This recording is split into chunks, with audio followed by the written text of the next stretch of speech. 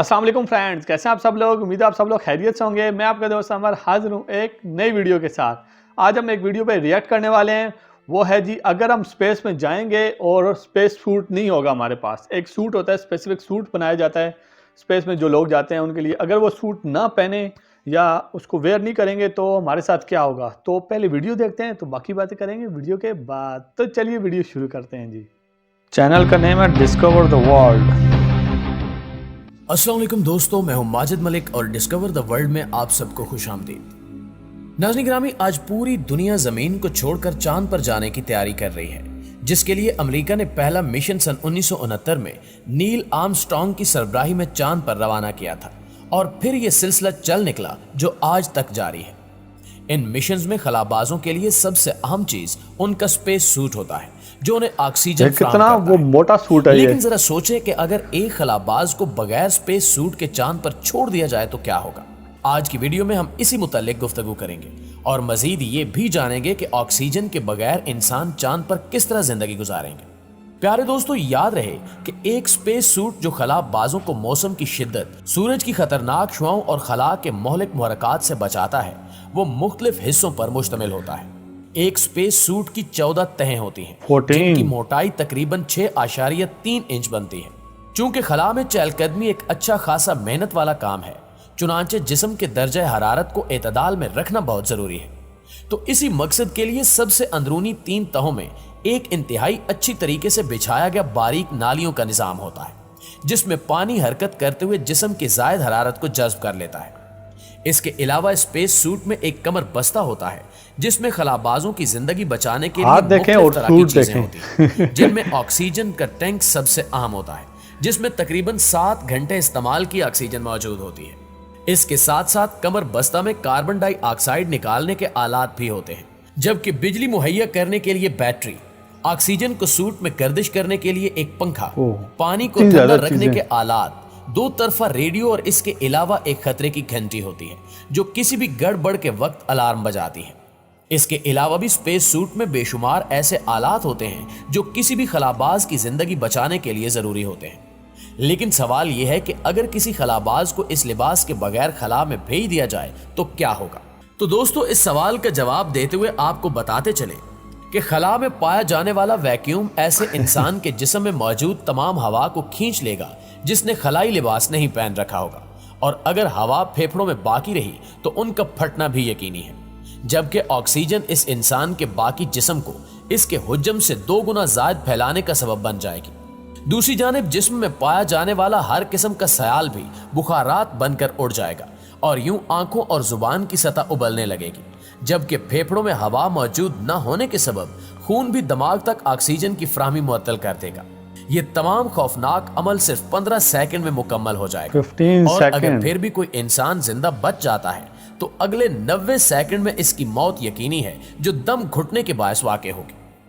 चूंकि खला में बहुत ज्यादा सर्दी होती है, इसलिए बगैर खलाई सूट वाले इंसान का जिस्म 12 से 26 घंटों के लोग चलते भी नहीं है, वो छलांगे मारते हैं ऐसे। लेकिन मज़कूरा इंसान किसी सितारे के करीब हुआ तो उसका जिस्म जल जाएगा।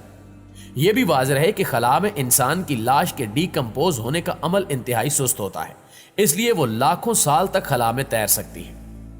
अब अगर हम खला को छोड़कर सिर्फ मरीख की बात करें तो यकीनन वहां रहने के लिए आपके पास कम अज कम पानी, खुराक, सोने की मुनासिब जगह और ऑक्सीजन का होना जरूरी है।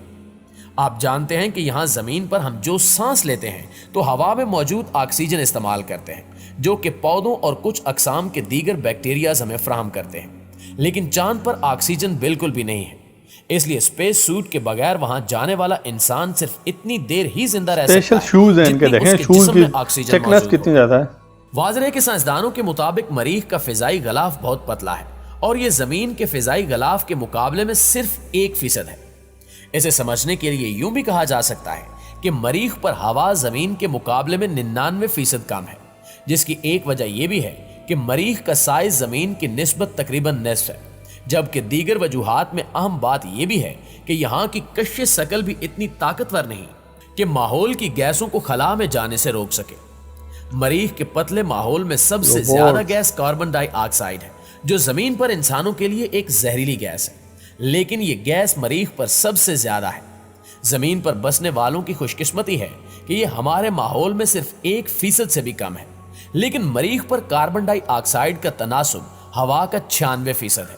لہٰذا ایسی صورت میں اگر آپ مریخ پر آکسیجن فراہم کرنے والے اسپیس سوٹ کے بغیر سانس لینے کی کوشش کریں گے تو یقینی ہے کہ پہلے ہی آپ کا دم گھٹنے لگے گا اور نتیجتاً آپ کی موت واقع ہو جائے گی، اور یہ سارا عمل صرف اور صرف 30 سیکنڈز کے اندر اندر مکمل ہو جائے گا۔ تو دوستو، اب یہ تو واضح ہو گیا کہ اسپیس سوٹ کے بغیر خلا میں جانے والے کی موت ہو جائے گی، تو پھر سوال یہ بھی پیدا ہوتا ہے کہ اس شخص کی لاش کا کیا بنے گا۔ اس حوالے سے آپ کو بتاتے چلیں کہ خلا میں نہ تو ہوا ہوتی ہے اور نہ ہی نمی، یعنی اگر کسی مردہ جسم کو خلا میں چھوڑ دیا جائے تو اس میں موجود نمی بڑی تیزی سے ختم ہوگی۔ چونکہ انسانی جسم کا 80% حصہ پانی پر مشتمل ہے، اس لیے ماہرین کا اندازہ ہے کہ مردہ جسم کے خلا میں چھوڑے جانے کے 1 گھنٹے کے اندر اندر اس کی کمیت صرف 20% رہ جائے گی، جبکہ زمین پر زندہ حالت میں تن و من دکھائی دینے والا 100 کلو گرام وزنی انسان جب مرنے کے بعد خلا میں پہنچے گا تو کچھ ہی دیر میں وہ صرف 20 کلو گرام وزنی رہ جائے گا۔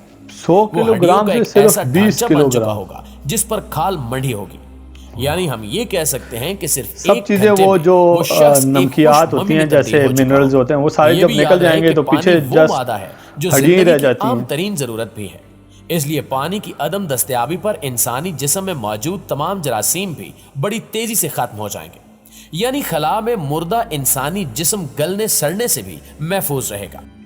یہاں یہ سوال پیدا ہوتا ہے کہ اگر خلا میں مردہ جسم کو جراثیم مر جانے کے بعد گلنے سڑنے کا سامنا نہیں ہوگا تو کیا وہ ہمیشہ اسی حالت میں رہے گا؟ اس سوال کے مختلف جوابات ہیں، جیسا کہ اگر مردہ جسم زمین کے نچلے مدار میں گردش کر رہا ہوگا تو اس کا مدار بتدریج مختصر ہوتا چلا جائے گا اور چند گھنٹوں سے لے کر چند دنوں کے اندر اندر وہ زبردست رفتار کے ساتھ زمینی کرۂ ہوائی میں داخل ہو جائے گا۔ یہاں ہوا کے ذرات سے شدید رگڑ اور زبردست درجہ حرارت کی وجہ سے وہ صرف چند لمحوں میں جل کر راکھ ہو جائے گا اور بالائی کرۂ ہوائی میں بکھر جائے گا، اور یہ منظر زمین سے دیکھنے پر شہاب ثاقب کی طرح دکھائی دے گا۔ اس سے کچھ زیادہ بلندی پر وہ مدار ہے جہاں خلائی ملبے کی بڑی مقدار زمین کے گرد چکر لگا رہی ہے۔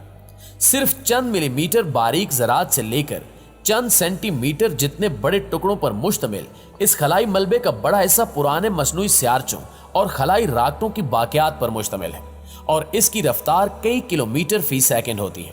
اگر کوئی میت اس مدار میں داخل ہوگی تو قوی امکان ہے کہ خلائی ملبے کے ٹکڑے اس سے بھی ٹکرائیں گے اور اپنی غیر معمولی تیز رفتاری کی وجہ سے لاش پر گڑھے ڈال سکتے ہیں، اور اگر ٹکرانے والے ملبے کی جسامت زیادہ ہوئی تو ایسا ہی ایک ٹکڑا میت کے پرخچے اڑا دینے کے لیے کافی ہوگا۔ تاہم اگر وہ میت کسی بڑے مدار میں پہنچا دی جائے جہاں وہ سورج سے بہت فاصلے پر رہتے ہوئے اس کے گرد چکر لگا رہی ہو تو اس تک پہنچنے والی شمسی ہواؤں کی شدت بھی بہت کم رہ جائے گی، یعنی ہم کہہ سکتے ہیں کہ اسے انتہائی سرد اور قدرے محفوظ ماحول کا سامنا ہوگا جہاں وہ ہزاروں سالوں تک اسی حالت میں رہتے ہوئے چکر لگاتی رہے گی۔